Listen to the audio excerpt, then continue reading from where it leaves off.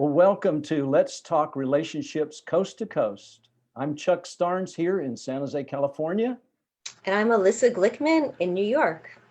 And as we stand on the brink of a brand new year, not much is changing as far as the limitations and all that we felt in 2020 during this pandemic. What are you seeing, Elissa? I'm seeing that people are really feeling that nothing is changing. It's more of the same, and couples are spending similar day after day with each other and experiencing things in a very different way. They really are. And so today we want to very quickly give you 6 survival skills that can help your marriage not only survive, but thrive during the pandemic as it continues in 2021. We want to wish you a happy new year. And with that, we want to share these skills with you. I remember when Tom and Janet came to me, it was back in last spring. They came in and Tom said, this is when the pandemic was really starting to press in and there was shelter in place. And Tom said, I'm going crazy working from home. And his wife, Janet, said immediately, well, you're making me crazy with all your anxiety. And so I said to them, why don't you take this time, turn this crisis around and use the time to strengthen your marriage. And instead of letting it blow you apart, let it bring you closer together. And I'll tell you, that's when the issues begin to come out. And have you found that kind of a thing to be happening with couples? Absolutely, Chuck. I mean, people are really feeling the stress. Some people are home just as a couple, some with their kids. They're finding new places to work. They're seeing, whether their house can manage all of this. They're on top of each other. So what normally might be, some normal everyday stress is really amplified. People are working from home, and also people that might be used to having more space at home are having that space infringed upon. Really? There's just a lot of different dynamics happening with couples. Well, as I recall, for Tom, what he discovered by having the office shut down, having to work from home, and this being in close confinement together, he discovered that work had become an exit to avoid the pain of the feeling of disconnection that he and his wife actually had. Mhm. And now see, the coronavirus was forcing him to be with Janet, his wife, in a way that revealed that painful truth that their marriage was not as close as they really wanted it to be. And so as we did this couples dialogue, we call it the Safe Conversations dialogue, and we're going to be learning about that too, aren't we? Aren't we going to be doing a workshop coming up? Yes, we are on January 30th, the Safe Conversations workshop. So don't worry, we're going to be going through some really great ways to work on your marriage during this crisis, really to take this as an opportunity. But we're really going to be going into all this in much greater detail in the workshop on January 30th. It's a 3-hour workshop versus a 10-minute Facebook Live. So there's going to be a lot more opportunity to really practice these skills and get to know them a lot better. That's great. Well, in the dialogue, Tom learned something he didn't realize, something he was unconscious of. He learned that he was habitually staying late at work before the pandemic. Now, if you were to ask him, he were to say it was because of his workload. But as he and Janet talked, as they used the dialogue, he became conscious. He became aware that the workload was not really the issue. What had happened, work had become an exit from his marriage. And I hate to say that, but it was a place where he discovered, he acknowledged that he felt more fully alive at work than he did at home. And he talked about when he got in touch with this, he became conscious of how when he would come home, feelings of depression would come over him as soon as he walked through the front door because of the negative way that he and Janet communicated. And so he would simply, honestly, rather not be there. And that's how work became an exit. And so discovering this helped Tom change his reality. And what we see, Alyssa, and I don't know if you see this, but I see that when people are taking exits, it robs them of valuable time that could be invested in the relationship. And then it causes them to put off dealing with issues that really hinders their relationship. Absolutely. So exits are definitely a way that people are not dealing with things. So rather than, really having these conversations when something is feeling disappointing or hurtful or frustrating, they may just go work more and spend more time in the office and things like that, or focus more on the kids, or but really not face what's really happening. And now people are stuck together, so things are coming to a head. The exits have been closed. Yeah. And so Tom and Janet had what we call a parallel marriage, where their marriage was really running on separate tracks. Well, so I'm so glad they came to counseling, because they were able to learn some skills that helped them turn this thing around. Here's 6 ways they did it. Number 1, I said to them, you need to hug each other, because science reveals we are wired for connection with another human being. And when we're going through this shutdown, when so many things are shut down, we're not getting the regular handshakes or hugs at work, or fist bumping, that kind of thing. And therefore, touching your partner is really, really important. It's not only nice, it's necessary. Absolutely. And so human touch triggers the release of oxytocin. That increases feelings of trust and generosity and compassion. And when you touch a lot, when you hug each other and you touch a lot, it also decreases feelings of fear and anxiety that block communication. Right, right. So this is something that, is natural for people. As you know, with babies, it calms them down. So it's a natural human thing to need touch and to need safe touch. So, and if you're a couple that has been disconnected, we could talk in the workshop, we'll talk about this, but just to, we'll take it slow, take it slowly.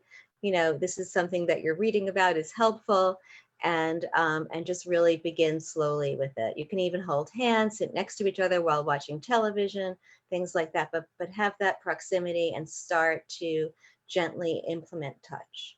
Gently implement touch. And we're going to teach you how to do a full body 1-minute hug after every dialogue. And we'll talk about that more, but in the workshop.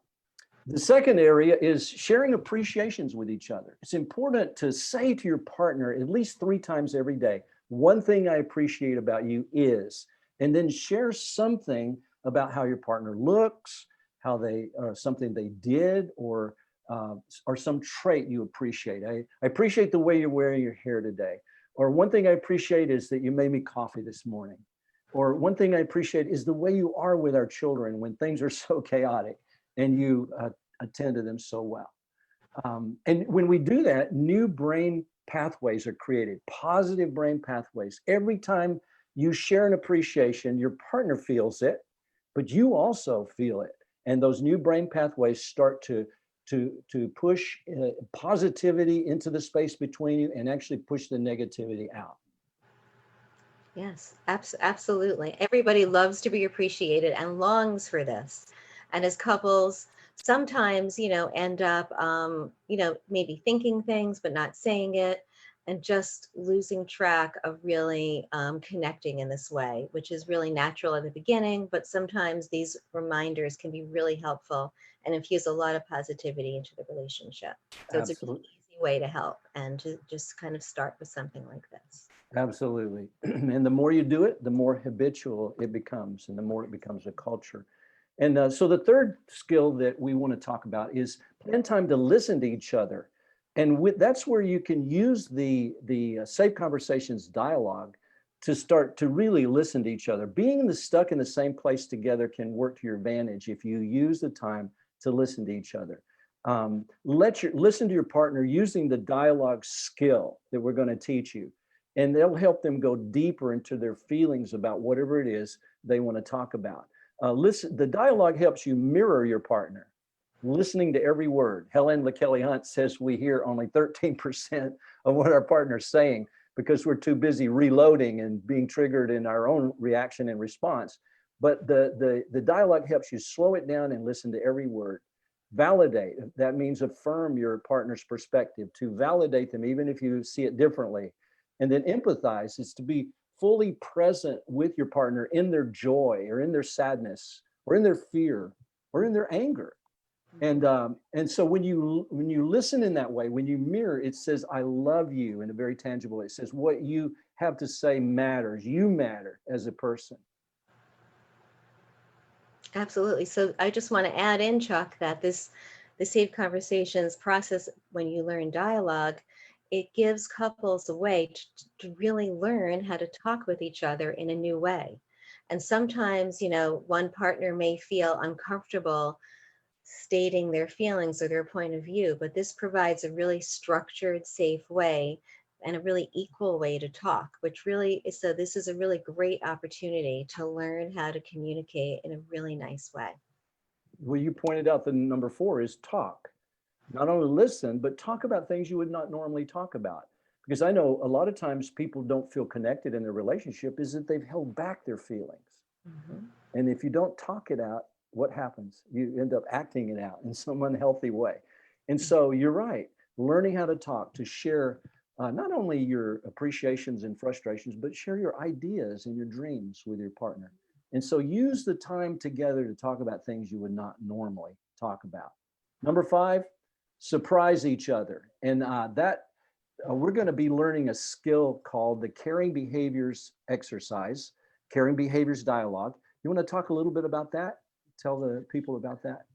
So caring behaviors lets us understand from our partner what they find caring, not what we think they find caring, but what they actually do. And then we can choose to give them these gifts of caring behaviors. So we're going to go through a dialogue and an exercise about that. So you have the opportunity to give your partner what they really like that makes them feel loved. Right. And it was Adolf Adler in the turn of the century that discovered the scientific basis of that, that when you do those kinds of things for others, you actually come out of your own depression and you actually feel it. And Harville Hendricks mentions that that's because in your lower brain, you think you're actually doing it for yourself. So it just feels good to do loving acts. And like you said, Alyssa, when you identify what is it specifically that makes your partner feel loved and cared about, and you do that for them, it is like hitting the target and the bullseye. It makes them feel loved and cared about. So I'm talking about surprising each other with these caring behaviors. Find out what your partner thinks is fun, loving, and do it. Go against your resistance and just do it. For instance, I know a wife who loves to play board games, and her husband clearly does not. So I told him it will be a major turn on for your wife if you will pull out her favorite game, surprise her one night, pull out the game, set it up, and invite her to play. Mm. And I said to him, why not? What else are you going to do? You're not going out to dinner, at least here in California. The restaurants are shut down. Right, exactly. And she will feel, not only enjoy the game, but feel so loved because she knows he's stretching. So couples don't always have to like to do the same things, but just the act of trying could be so joyous for both and really bring new life into the relationship. Oh, that's a great point. It's the idea of stretching and growing into that. And that it takes that. Sometimes we unconsciously resist it. And that's why we don't do it. That's why we have a workshop to help you actually get on board and start doing it. And that's what the Safe Conversations workshop. Sorry. Go ahead. Okay. Okay, so the last thing we'll talk about is laughing together.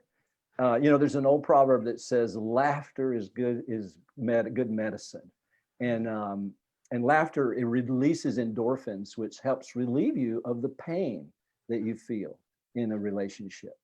And so I try to laugh together with Sandy, my wife. I tell funny stories, and usually she'll say, "Well, that's not funny," and then we end up laughing because of she thinks what's funny is different from what I think, and we get into that. But just doing things that make you laugh. We won't be doing this in the Safe Conversations workshop, but in the Getting the Love You Want loves workshop, there is this thing called a belly laugh where we just learn to laugh together, and it's good medicine. Great. Yes. So laughter, play, these are all opportunities when you don't have as much to do to be distracted when you're together now, really think about, let's just, take this opportunity to not just be co-workers and co-partners, but have fun. and really bring that energy and life into the relationship. Well, so we've taken enough of your time today, but we'll review these 6 skills in the comment section below. But let us encourage you to not let this continued pandemic in 2021 blow you apart, but let it make you be drawn together as you learn some skills that can literally turn your relationship around, and use the crisis as an opportunity to go deeper together.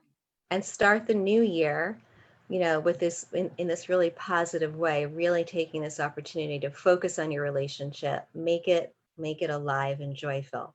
So our workshop is January 30th, and I believe there's a code that gives a 20% discount. Is that in the Facebook now, Chuck? Or It's supposed to be. We'll give you the code. It's Chuck and Elissa, and I think it's 20. Chuck and Elissa 20 or 30. You get a discount. Elissa, January 30. 30. Okay, so you get a discount if you post that code, and we'd love to see you there. So until next week. Thank you. Great week, and give us your questions in the chat box there, or in the comment section, and we'd love to get back to you. Yes, thank you so much. We'll see you next week.